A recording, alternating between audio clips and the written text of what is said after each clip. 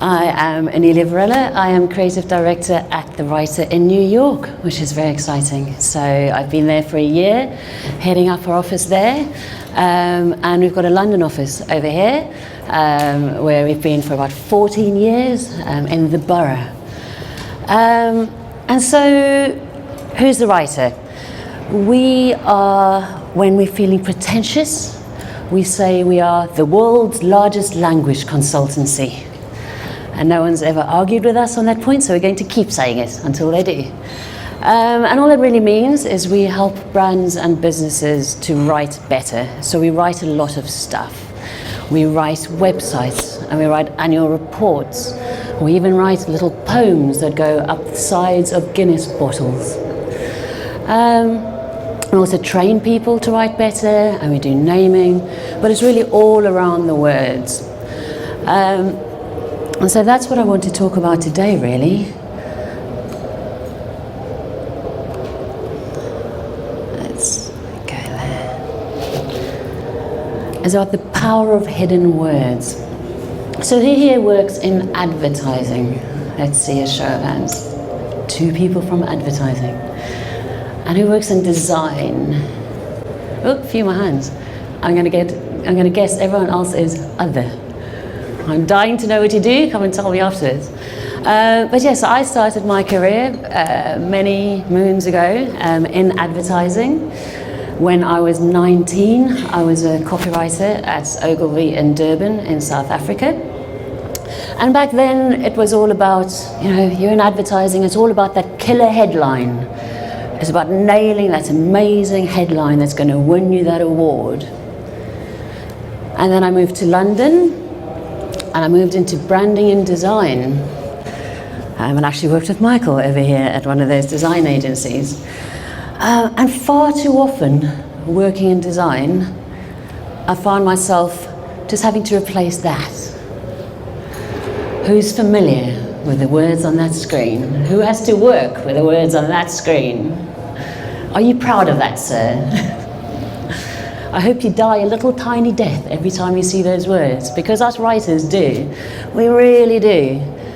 But then I moved to the writer, and suddenly I realized that there's much more to life and to words than those big headlines and just replacing lorem ipsum.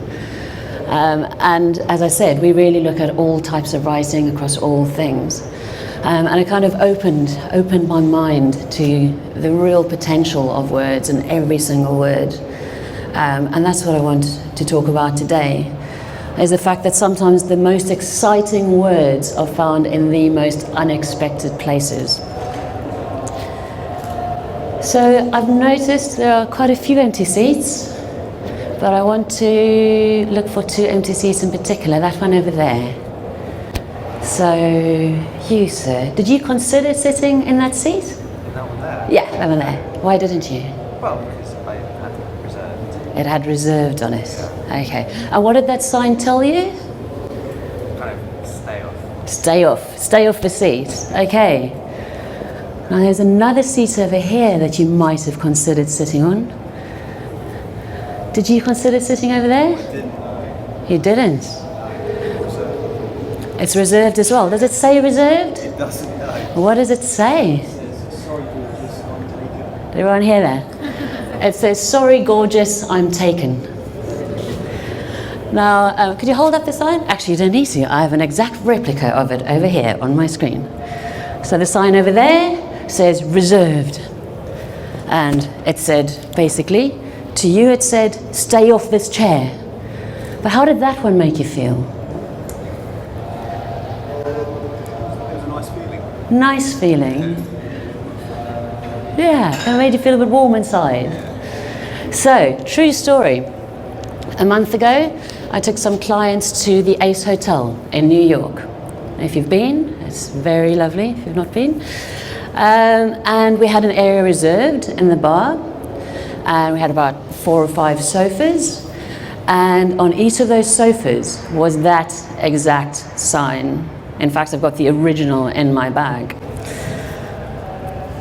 And it said, sorry, gorgeous, I'm taken. And now these clients are from one of the biggest accounting and auditing firms in the world. And even so, each and every one of them, even so, they're all people, but even so, every single one of us left with one of those in our handbag or in our pockets, because it was just so lovely. And it looked exactly like that. It's not branded, it's not fancy printing, it was on a bit of card on those sofas. It didn't have to be, because the words did all of that work. And so in keeping with the brand, it's this bar full of beautiful people. Here's the sign that says, "Sorry, gorgeous, I'm taken." And you actually feel good about not being able to sit there. That takes some doing. Now at the Writer, we are a bunch of word geeks, and so we're always on the lookout for examples out in the world of people who do this stuff really well and really badly. So I'll leave you to decide whether this is an example of a really good one or a really bad one. This is a sign we saw on the side of the road. Can everyone read that? No person shall, on a Friday, Saturday or Sunday, the day preceding a public holiday or on a public holiday, drive or cause to be driven between the hours of 6 p.m. and midnight a motor vehicle which exceeds 10.5 meters in length in all main roads. So, you're probably thinking, yeah, I don't write or design road signs for a living. Maybe that's what some of you do. Maybe the people who didn't put up your hands, maybe this is what you do. Yeah, you might be thinking, how does this affect me? And the thing is, this is pretty much what happens when you take that content from the client and you just bung it into the design unthinkingly. It might as well be copied and pasted. There's just no thought, no feeling has gone into that. Now compare this sign. It's from Atlanta, Georgia.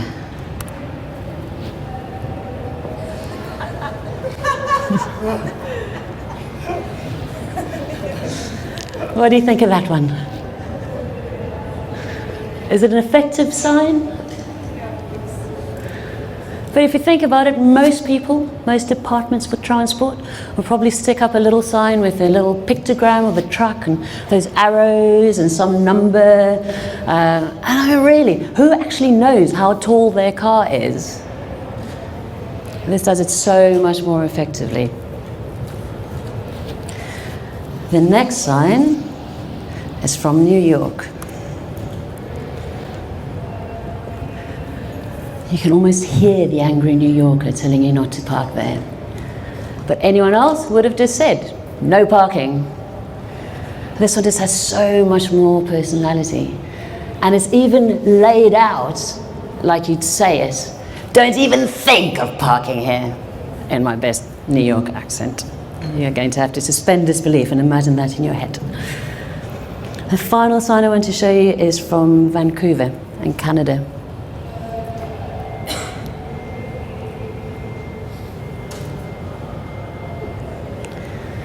Can anyone read that, even from the back? Yeah. So it's a funny bit of writing. It makes people smile, it makes some people laugh. Not today. But it's also a really, really clever bit of writing. Because what's happened here is this writer has really thought about their audience. Now think about it. The audience here is dog owners. What do dog owners do? They talk to their dogs like they're little human beings. So why not write the sign as if you can talk to those dogs? So write the sign for the dogs. But if you had to be given this brief, you'd probably think, this is the most boring brief in the world. I have to go and write a sign about dog fouling. And the difference here is that this writer spotted that opportunity to do something different and to really connect with that audience. And if you can make that audience smile, or you can make them laugh, or you can make them feel a bit warm about not being able to sit in that seat, then they're much more likely to do what you've asked them to do. So if you leave here today remembering just one thing, remember this: every word is an opportunity. So at the writer, we live by this mantra, and every single brief we get, we try and apply this thinking. And one of our big clients is O2, the mobile phone network. And they do a lot of stuff where they need to put something like this at the bottom of the poster or the ad or the brochure. And I'm sure a lot of you have had to do this. You kind of have to stick that at the bottom in the small print. But when it's a 48-sheet poster, that ain't so small anymore. And so when we help them do one of those posters, we said, hang on. We've written this amazing headline, the design looks great, and then you get to this. What if we just try to rewrite it? What's going to happen? Will the legal team really come down on us? Which is usually the excuse that you get in these situations. So we rewrote it to this. Priority tickets, when they're gone, they're gone. And the legal team didn't blink. They had no problem with it whatsoever. In fact, I think even they liked it. See, they are people too. Accountants and lawyers are people too. If you go away remembering one other thing, remember that. And it's saying the same thing. That's why they don't have a problem with it. And we've spoken to people, legal teams in banks who have to follow the FSA regulations and have to comply with those. And even they say, it's just, if it's clear, that's all they're looking for. It just needs to be as clear as possible. And if you can squeeze in some personality, in this case, very much in the O2 tone of voice, then all the better. And it's not just small print and legal teams. Packaging, the same thing happens there. And far too often, I've seen briefs that ask for we just want 40 or 50 words about the product, just that little paragraph that's going to go on the back at the top. You know, the bit that you read and you know that's going to be the nice bit, and then you skip all the rest. Unless you're interested in the ingredients or anything like that, you have an allergy. And so often we get these briefs where the designers have done these beautiful designs, and then at the top you've got your lorem ipsum. It's like, yeah, can you guys just write something to fit in there? And that happened with Lowesley Ice Cream. They came to us, and the guys had done a brilliant job on these designs, which were these 17th and 18th century paintings of kind of noble men and women. And they wanted to kind of capture the voice of those characters on the front in this little paragraph on the back. So we did what they asked for, and we rewrote those 40 words. And for this particular one, it had this kind of lady lounging on the front. And we wrote it to say, my husband sailed for Madagascar today. Normally I would count the days until his return, for he brings me the most exotic delicacies. Then I discovered Lowesley used the finest Madagascan bourbon vanilla in their deliciously creamy ice cream. Strangely, I now miss my husband rather less. And we looked at this, and then we saw everything else on the page, on the back of this pack. I thought, oh, and then it's like, visit our website.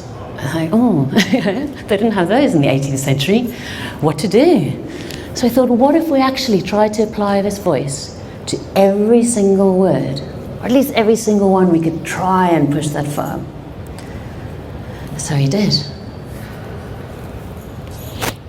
I don't know if you can read all of this, but I'll read out a few things. So there's little touches. Again, every word's an opportunity. So it would normally just say ingredients, adding that word within. Ingredients within.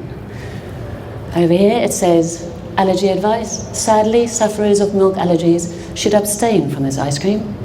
And nuts are also handled in our ice cream factory. Not just keep frozen, to be kept in a frozen state. And if you can read up the side, how did we deal with that website? It actually says, hang on.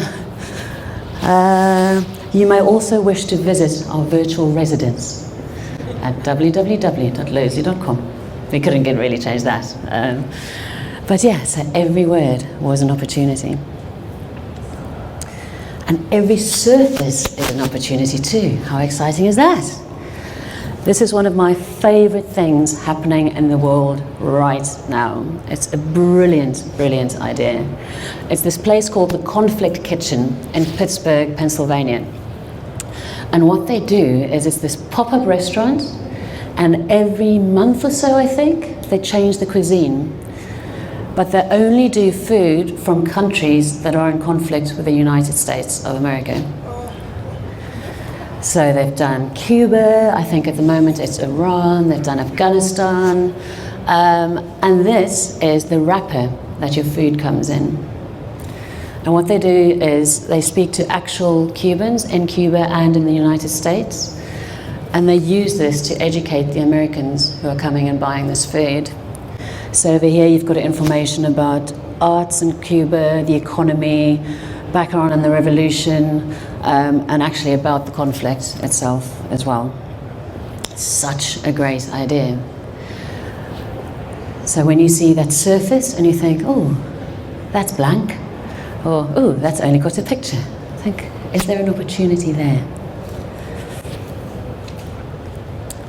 And of course, it's not just all about the beautifully designed packaging and the posters and the ads. Not for us at the writer, that's your guys' job. What we do is we go all the way down to what some would say is really unsexy writing. You know, things like HR policies and T's and C's and customer letters. Because again, repeat after me, every word is an opportunity. Now, I can't take credit for this one. We didn't do this one at the writer. But NetApp managed to sum up their entire travel policy in just 15 words. We are a frugal company, but don't show up dog-tired to save a few bucks. That's their entire travel policy. And again, a bit like the dog fouling sign, not the sexiest thing you could write for a brand, but that's where we at the writer often see the biggest opportunity to make the biggest difference. I want to leave you with another one of my favorite bits of writing at the moment. Again, we can't take credit for this one. It's from Target, the big chain of supermarkets in the States. And like all of these supermarkets, they bring out these little books of coupons. I thought, oh, well, there's this other side of the coupon. What can we do with that? And so they wrote haikus. Does everyone know what a haiku is? So, I see a nod over there. Tell us what's a haiku. Yeah, exactly. Short poem, Japanese in origin, 5 syllables, 7 syllables, 5 syllables, so 3 lines. And so each of these spreads, these are tear-offy things, and each one had these lines, 1 line on each of the coupons. Now, the first really clever thing they did is they called them high coupons. Really nice. But the really commercially clever thing they did with these words is that as you tore out the coupons, you made new haikus. So they're actually encouraging you to use these coupons, and the more you use them, the more of a little reward you get. And those are those little Easter eggs, the title of today's presentation, that really reward you for reading and actually get you to do something as well. So, how do you spot those hidden opportunities? Those opportunities to do more with your words, to use them to convey a brand's voice or to grab someone's attention. How do you spot them? Well, we've put together a really handy flowchart to help you. Quite simply. Does it have words? If so, it's an opportunity. Thank you very much. I think we're going to have some questions.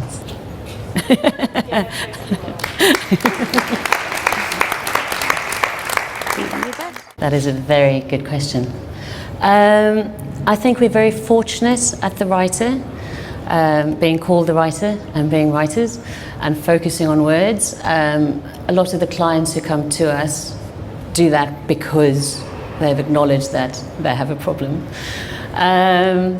So I realize it's not that easy when you are in a design agency or an ad agency. But I think more and more people are starting to realize it for themselves. We're not having to do much convincing. It's slightly different in the States, where the whole tone of voice movement seems to be about 10 years behind. But here in the UK, I think people are really starting to acknowledge it. And I think the kind of boom of content that we're seeing, horrible as that word is, everyone's talking about content. And this whole idea of content marketing and content strategy means that a lot of brands are thinking about words much more seriously than they did before, and producing a lot more words than they did before, and getting the professionals in to do it.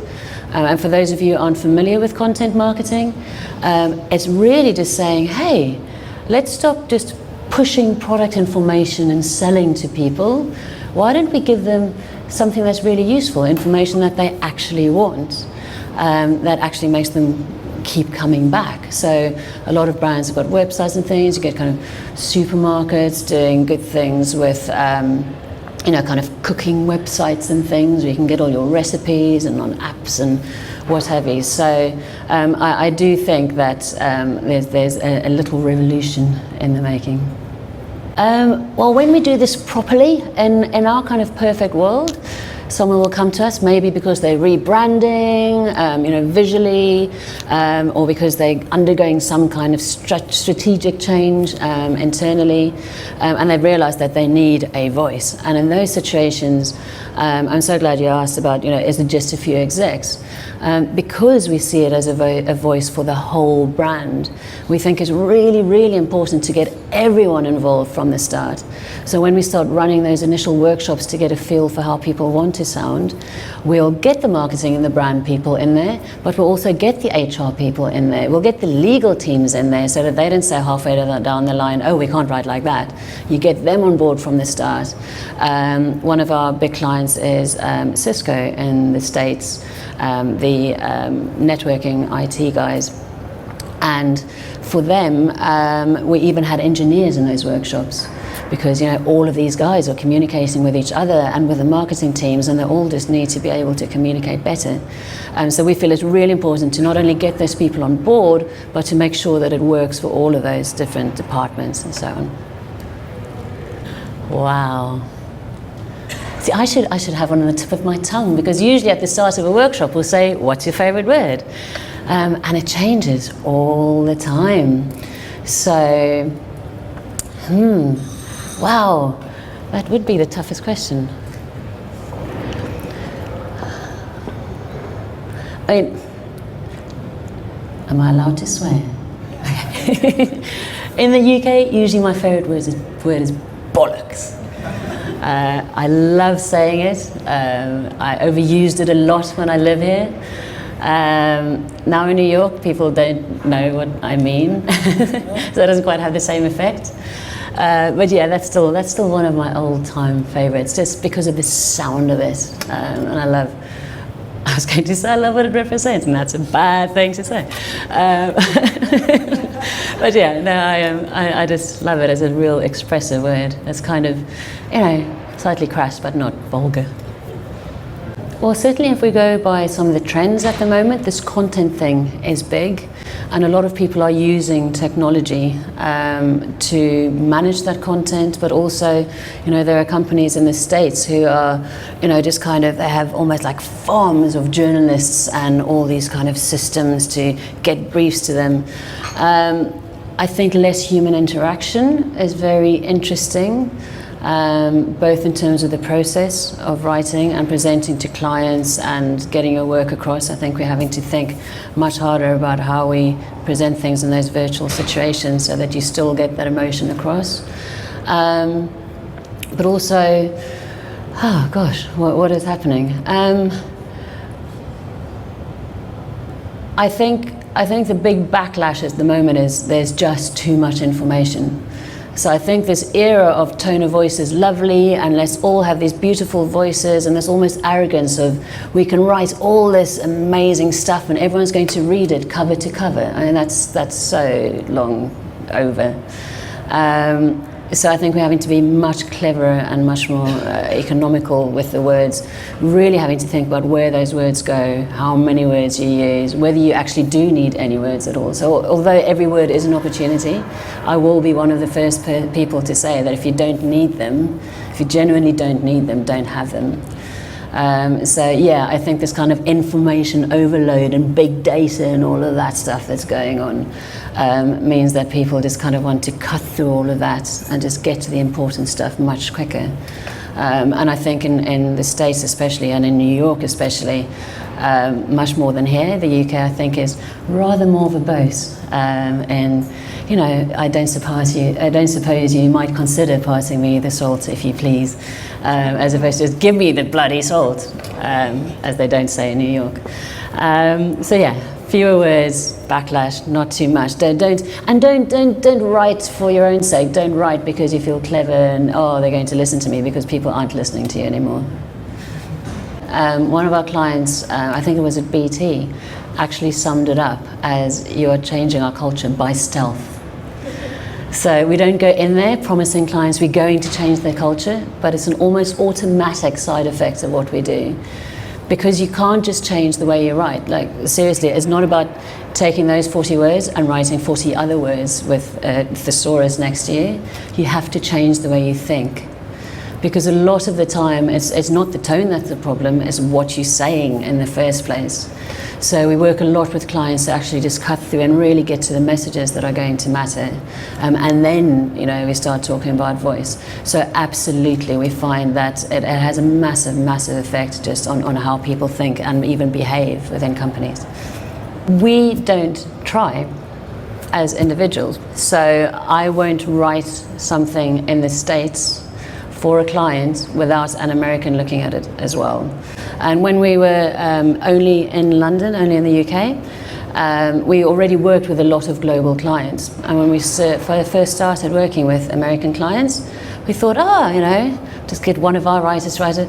You know, we all watch Friends, we know American. And they hated it. They really hated it. And we thought, what's wrong? And we realized that they're just, as you've just identified, there's little cultural nuances that we have no way of knowing. So we've made a real point in America of using American writers. And we do this in all different languages now as well. We've got German writers, we've got Brazilians and Portuguese, we've got, you know, we're doing it in the Far East now, French and Italian as well. And we specifically get people in those countries. Again, we're not going to get someone in the office who happens to speak a bit of French to have a go at it, or even someone who's fluent over here. We need people on the ground, because again, it's that content as well as the tone. It's knowing that the language is constantly evolving, and if you learn it from a book and it's not your native tongue and you're not living where it is evolving, you can't write in it. So we don't try it, we get other people to do it. Having judged the writing for design down here for D&AD this week, we are still seeing this kind of awful, cutesy, I'm your best friend, especially in packaging. I think there's a whole backlash against that. Their entire website's devoted to wackaging. And it gets really grating. And for some brands, you know, Innocent paved the way, and they still do it brilliantly and deservedly won a black pencil here for that. Not this year, I'm not giving anything away. But yeah, there are other brands. And I think for a while there, we got so many clients that came to us and said, can you make us sound like Innocent? And we had to say, no, you're a nuclear arms manufacturer.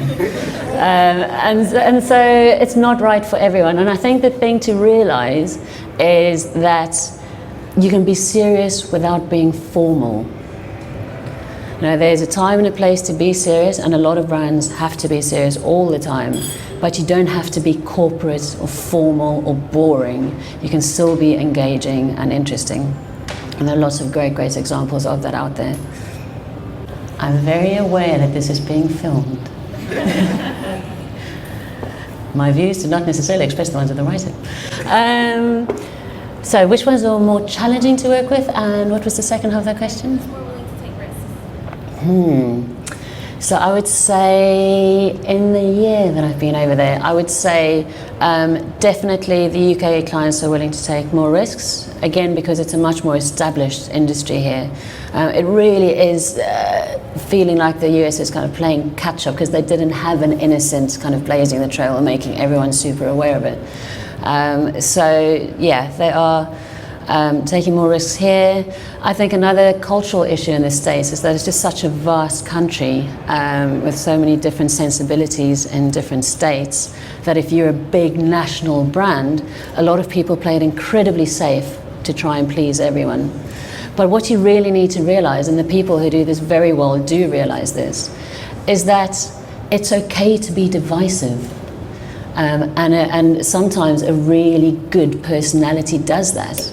You know, if 50% of the people hate you, that's okay. If 50% of the people really love you. I think a good example in New York is, has anyone come across Manhattan Mini Storage? Look them up. They do these amazing posters around New York. And they've just kind of realized, hey, we've got this billboard. Let's use that as a stage. And they start making political statements when there's an election and talking about gay marriage and gay rights. They're a storage company. I mean, seriously, they are a company where if you've got too much stuff in your tiny, tiny, tiny little Manhattan apartment, you go and shove it in one of their storage units, like Big Yellow Storage over here. But they've just seen that opportunity of, hey, let's use this amazing stage in the middle of Manhattan to actually make a difference and make people think. And I'm sure they are pissing off a lot of people who don't agree with their views. But good on them for trying and for not caring. Anyone else? All right. Thank you so much. Thank you. Thank you for having me, and thank you all for coming so early.